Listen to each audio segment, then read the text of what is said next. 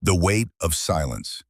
Emma Collins stood at the edge of the grand ballroom, watching crystal chandeliers cast dancing shadows across marble floors and designer gowns that probably cost more than her entire year's salary.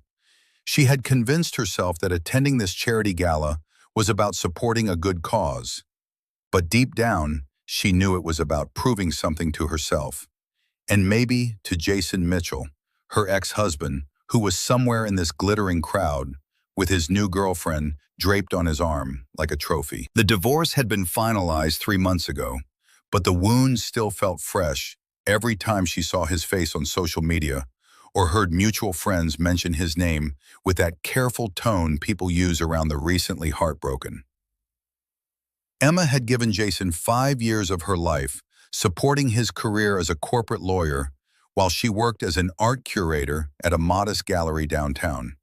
She had believed in their future, in the home they would build, and the family they would create together. But Jason had other plans that included a younger woman from his firm and a narrative that painted Emma as too focused on her career, too independent, too unwilling to compromise. The irony was not lost on her that he had fallen for someone who embodied everything he once claimed to admire about Emma herself. Tonight she wore a deep emerald dress that hugged her curves elegantly, her dark hair swept into a low chignon that showed off her graceful neck. She had spent an hour on her makeup, perfecting the art of looking effortlessly beautiful, even though inside she felt like she was holding herself together with borrowed confidence and sheer willpower. Educational moment. The danger of losing yourself. Emma had learned a painful lesson through her marriage, that losing yourself in someone else's dreams and ambitions can leave you hollow when that person walks away. She had compromised so much of her own identity trying to be the perfect supportive wife that she forgot to nurture her own passions and goals. Jason had taken advantage of her selflessness, never reciprocating the support she had given him so freely. This imbalance had created resentment on both sides, him seeing her sacrifices as obligations rather than gifts of love, and her feeling invisible in her own marriage. As Emma made her way toward the exit, hoping to leave before anyone noticed her departure, she felt the familiar sting of inadequacy creeping back. She had promised herself she would stay for at least an hour, make an appearance, support the cause. But the weight of pretending to be okay was exhausting. That's when she saw him across the room. Jason Mitchell stood near the bar, his arm casually wrapped around his girlfriend's waist, laughing at something she said, with that easy charm he used to reserve for Emma alone. The woman was beautiful in that effortless way that came from youth and confidence, wearing a white dress that seemed to glow under the lights. Emma felt her chest tighten and her vision blur slightly. She needed to leave now, before the tears she had been holding back all evening finally broke free. She turned sharply toward the entrance, her heels clicking against the polished floor with determined urgency. The billionaire's bold move. Emma was nearly at the exit when she felt a gentle but firm presence beside her. A hand reached out, not grabbing, but offering, and a deep voice that seemed to carry both authority and warmth spoke near her ear. Leaving so soon when the evening has barely begun, she turned to find herself face to face with Nathaniel Whitman, a man whose reputation preceded him like thunder before a storm. Nate, as he was known in business circles, was a self-made billionaire who had built his empire from nothing, transforming a small tech startup into a global powerhouse. His picture graced the covers of Forbes and Fortune, but those images did not capture the intensity of his presence in person. He was tall with dark hair touched with silver at the temples, sharp features that suggested both intelligence and determination, and eyes that seemed to see right through the careful mask Emma had constructed. "I was just getting some air," she managed, her voice steadier than she felt. Nate's lips curved into a knowing smile. "Then allow me to escort you back inside for one dance before you disappear into the night. It would be a tragedy for the most elegant woman here to leave without gracing the dance floor." Emma felt heat rise to her cheeks. "I really should go. I am not much in the mood for dancing tonight." Educational moment. The power of self-worth. What Emma did not realize was that Nate had been watching her all evening. He had noticed the way she carried herself with quiet dignity, despite the pain he could see flickering in her eyes. He recognized something in her that he had seen in himself years ago. The struggle to rebuild after being torn down by someone who should have treasured you. Nate had made his own mistakes in the past, prioritizing business over relationships, treating people as transactions rather than human beings with feelings and needs. His first serious relationship had ended badly because he had been so consumed with proving his worth through success that he had neglected the woman who had stood by him. A painful lesson had taught him that true strength comes not from dominating others, but from lifting them up, from recognizing value in people beyond what they could offer him professionally. He saw Jason Mitchell across the room, a man he had met before at various business functions and had immediately disliked. Something about the lawyer's arrogance and the way he dismissed people he considered beneath him had rubbed Nate the wrong way. And now seeing this beautiful woman clearly trying to escape from something or someone, Nate felt a protective instinct rise within him. "Please," he said softly, his hands still extended. "One dance. If you still want to leave afterward, I will personally ensure you get to your car safely." There was something in his tone that made Emma pause, something genuine beneath the confident exterior. She glanced back toward the ballroom where Jason was still laughing obliviously, and then back at this stranger who was looking at her like she mattered. Against her better judgment, she placed her hand in his. One dance. Nate's fingers closed around hers, warm and reassuring as he led her back into the ballroom. The crowd seemed to part naturally for him, creating a path toward the center of the dance floor where other couples swayed to a slow, romantic melody played by the live orchestra. As they reached the center, Nate turned to face her, placing one hand gently on her waist while maintaining his hold on her hand.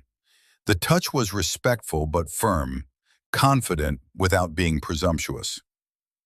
Emma felt suddenly hyper-aware of how close they were standing, of the eyes turning in their direction, of the whispers beginning to ripple through the crowd. "Who is she?" someone murmured nearby. "That's Nathaniel Whitman," another voice responded with barely concealed excitement. Emma felt panic rising.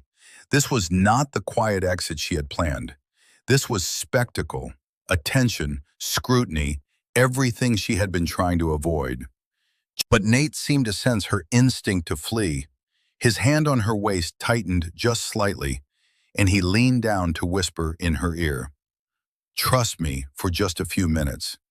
Let them see you not as someone running away, but as someone worth pursuing." His words struck something deep within her, and before she could overthink it, the music swelled and they began to move. The dance that changed everything. Emma had forgotten what it felt like to be truly seen.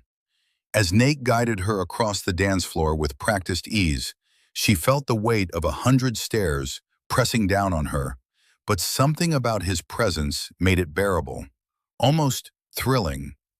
He moved with the confidence of someone who had never doubted his place in the world, and for these few moments, he was sharing that certainty with her. "Your ex-husband is watching," Nate said quietly, his lips close to her ear, not as a warning, but as a statement of fact. Emma's eyes widened. "How did you know?" Nate smiled that knowing smile again. "Because I have been watching you all evening, and I saw the way you looked at him and her, the way you tried to make yourself invisible. He is a fool, whoever he is, to have let you go." The words should have sounded like a line like empty flattery from a man who probably said such things to women all the time. But there was something sincere in Nate's voice that made Emma believe he meant it. Across the room, Jason Mitchell had indeed noticed them. His conversation with his girlfriend had faltered mid-sentence as he watched his ex-wife dancing with one of the wealthiest and most influential men in the country. The girlfriend, whose name was Melissa, tugged on his arm, clearly annoyed by his distraction, but Jason could not look away. "Is that Emma?" Melissa asked, her voice sharp with jealousy. Jason nodded slowly, his mind racing. What was Emma doing dancing with Nathaniel Whitman? How did she even know him? This was not part of the narrative he had constructed, where Emma quietly faded into the background while he moved on to bigger and better things. Educational moment. The consequences of pride. Jason's biggest flaw had always been his pride. He had convinced himself that leaving Emma was about incompatibility, about wanting different things. But the truth was darker and more selfish. He had left because he wanted to feel powerful, to prove that he could attract someone younger and more impressive to his colleagues. He had treated his marriage like a business deal that was no longer profitable. Now watching Emma looking more beautiful and confident than he had seen her in years, dancing with a man who made Jason feel small and insignificant, he felt something ugly twist in his chest. It was not love. He no longer loved Emma, if he ever truly had, but it was possession. The feeling that something that had been his was now being claimed by someone else. This was the consequence of viewing people as objects to be owned, rather than partners to be cherished.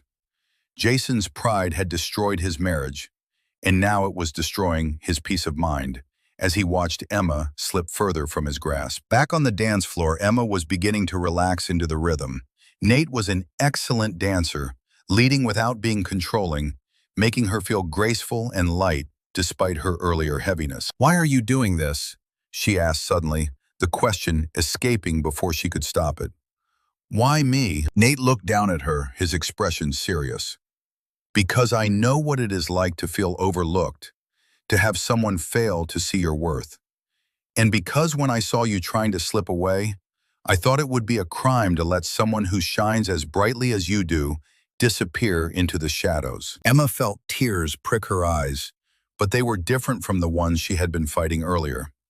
These were not tears of pain, but of something like hope, or maybe just relief that someone saw her, truly saw her.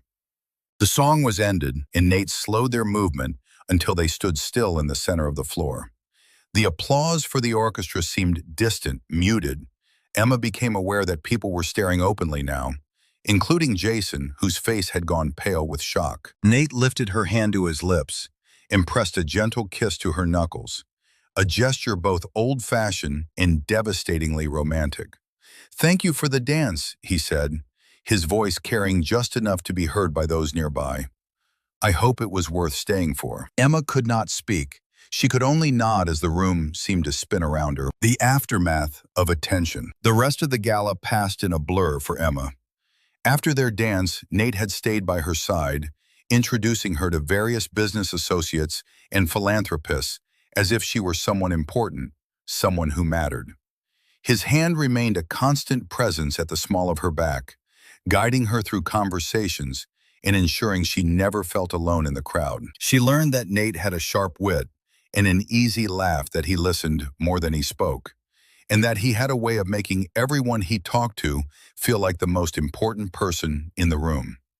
But it was clear to Emma, and apparently to everyone else, that his real attention was focused on her.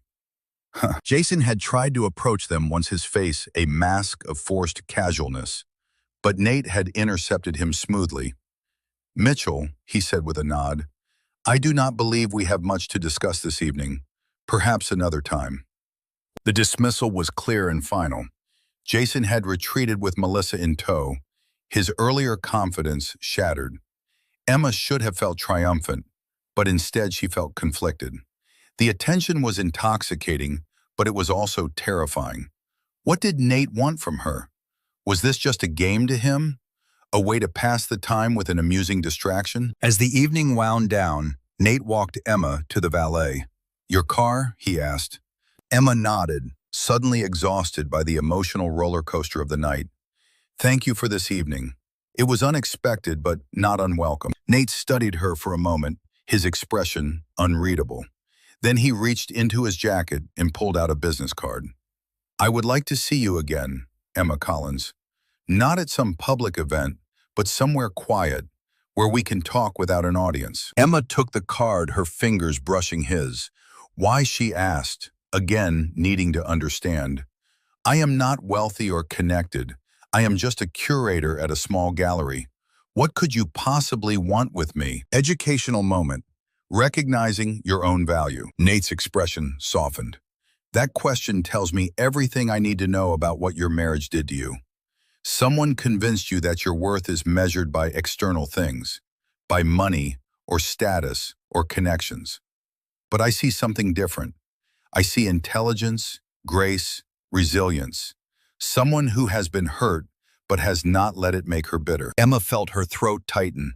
She had spent so long believing Jason's narrative that she was not enough, that hearing someone contradict that so firmly was almost painful. The lesson here was one Emma was still learning, that self-worth cannot come from another person's validation. It had to be built from within, brick by brick, through accomplishments in self-care and refusing to accept less than she deserved. Nate could see her value, but until Emma saw it herself, she would always be vulnerable to people like Jason, who would exploit her insecurity. Your car arrived, the valet announced, breaking the moment. Nate opened the door for her. Call me if you want to, when you are ready. No pressure. Emma slid into the driver's seat, clutching his card like a lifeline. As she drove away, she watched him in the rearview mirror, standing under the glow of the hotel's lights, his hands in his pockets, watching her go. She did not know what to feel. Hope, fear, excitement. All of it swirled together, creating a storm of emotion she was not sure she was ready to navigate. But one thing was certain: her quiet exit had become anything but, and her life had just become infinitely more complicated. At home, Emma kicked off her heels and collapsed onto her couch. Her phone buzzed with texts from friends who had seen photos of her and Nate dancing, already circulating on social media.